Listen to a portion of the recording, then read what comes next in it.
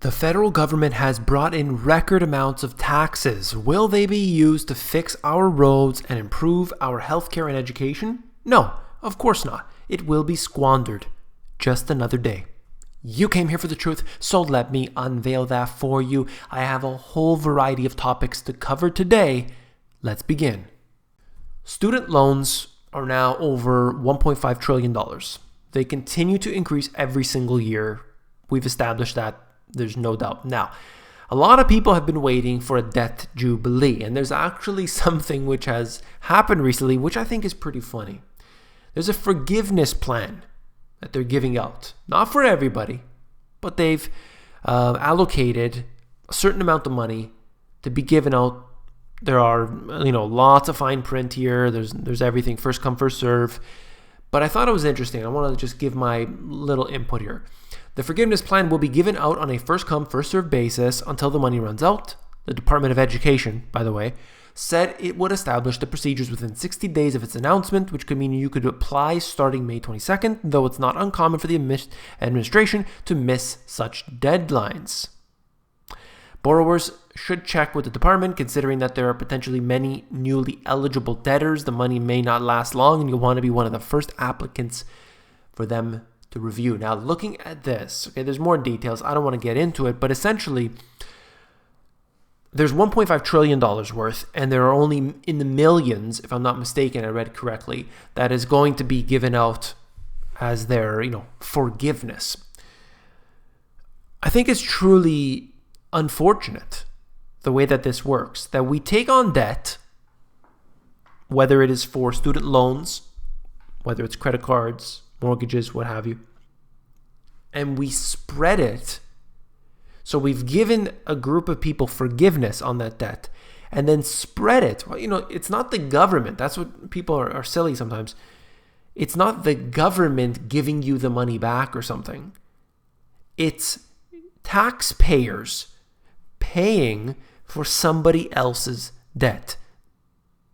That's what I don't like about this. That somebody, some way, decided that they would be able to take your money out of your taxes and be able to essentially pay that individual off.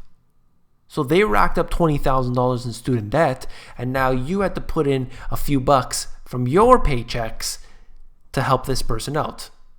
That might be nice. You may want to do that, but I don't think anybody should be forced into doing anything like this. That's why I don't like taxation, because it basically makes them decide what you'll do with your money. I really don't like that. Truly unfortunate. There's no such thing as a debt jubilee, as if they just write it off. It comes out of your pocket. All right. This is very funny. Your credit score may actually rise, but not for a good reason. This was interesting. Because of improved standards for utilizing new and existing public records, the three major credit reporting companies are now excluding all tax liens from credit reports. That means some scores will head higher, some as much as 30 points. Credit scores, basically, and it goes on to talk about credit scores in general. Now, I read this here. Basically, what it said was that last year, I reported on this last year, they started to do this. Now, they're all of them. So all of the tax liens are going to be wiped off here, and some other things. They improved credit, not by actually, there's time involved, paying on time, all this stuff. No, they just wiped stuff off. That I thought was quite interesting, because it's not really accurate at all. You have a tax lien against you, and now they just, forgive that. It's a good thing for people who are in a predicament. I understand. There's no doubt about that. I just think that it gives an inaccurate perception of a person's credit score. Why did you have it there in the first place? Is it valid to have on your credit score? Yes or no? Well, I guess not. That's all. I'm now going to cover a bunch of different issues, just really quickly hammer through them, totally off topic from this.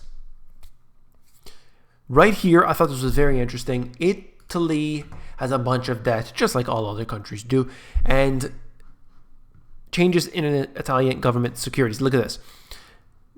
over the years, since looks like mid 2014, the only buyer basically has been the central bank. They're the only ones buying this garbage debt. Who would want to hold onto Italian debt specifically when you can get a better yield in something quote unquote safer? European stocks on the rise, despite how bad things have been. In the past couple months here, we've seen them actually rising. I think this is ridiculous to see all the turmoil that's going on, yet stocks can rise. And that's specifically because the ECB and their CSPP program, and that is buying up corporate debt.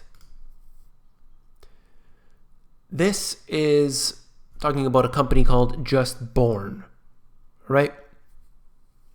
And it's about their pensions, essentially. And they wanted to switch from a typical pension plan to go over to a 401k. And they were forced to basically pay out people.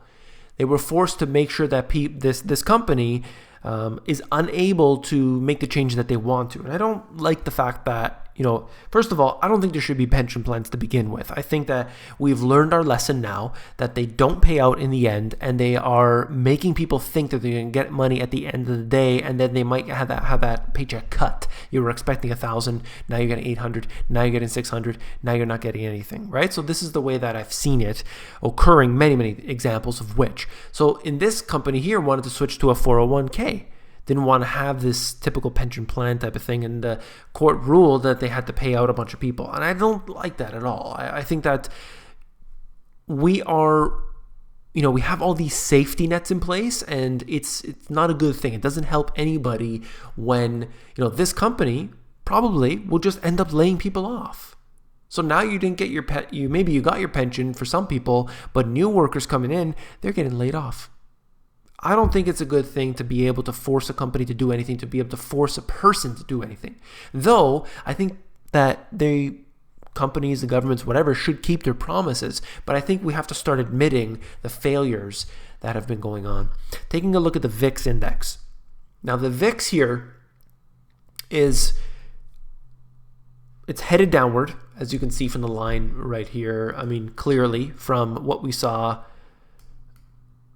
it has been falling over time, going to levels that it hasn't been at in months.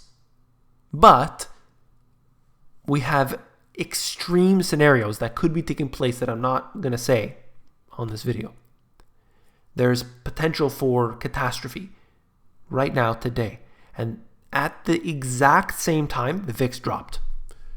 This is such a ridiculous indicator, and I'm sick and tired of seeing that manipulated. The Federal Reserve admitted to have a short position on volatility. All right. U.S. Postal Service and their net loss the last 10 years. The revenue generated here, this is in the billions. So you can see the revenue that they've generated. But look at their net income. Negative. They've lost billions of dollars over the last decade. This is a company, this is when you have to start cutting your losses. You need to realize that this is completely burning through taxpayers' money, and it is sad. They need to come up with something better. Maybe they need to do it privately. I don't know, but this is really a losing battle. Something's wrong. All right, this here is talking about Baltimore. Now, this city here, they're saying, the restaurants are closing, but it's due to trends. It's due to some trends here. Don't worry about it. Everything's fine. Yes, there are a lot of restaurants that are closing, but, don't worry. It's just the trends that are going on. Younger people are not wanting to go to restaurants. They want to cook at home. That's what it says here. And you know what? It's just a cycle that occurs. According to this, no, it's because of the crime. It's because people are moving out of the city. It's because people don't want to go out because they're worried. It's because of the bad economy, and people don't want to spend money on restaurants. They want to be able to save it because they need to get, maybe eating cheaper food in the home because they know they'll save money by doing so. That's the reality. When you read an article, when you see a chart, take it for what it is, bring it in, but then you need to remember all those other indicators I've shown you, and then you can decide, no. I don't believe this for a second. So that's all for this video. I hope you found it informative. I went all in different directions here. I hope you just appreciated the good information. Many people have said, just bring out good information. As long as it's good intel, we want to hear it. So I hope you appreciate that. Please give me a thumbs up. If you found the video informative, I know you will find my books, The Money GPS, and my newer release, Global Economic Collapse, even more informative. I've got these books at Amazon. You can actually flip through them for yourself. All you got to do is click on the link in the description here. It'll take you over to Amazon. You can take a look for yourself. Take care.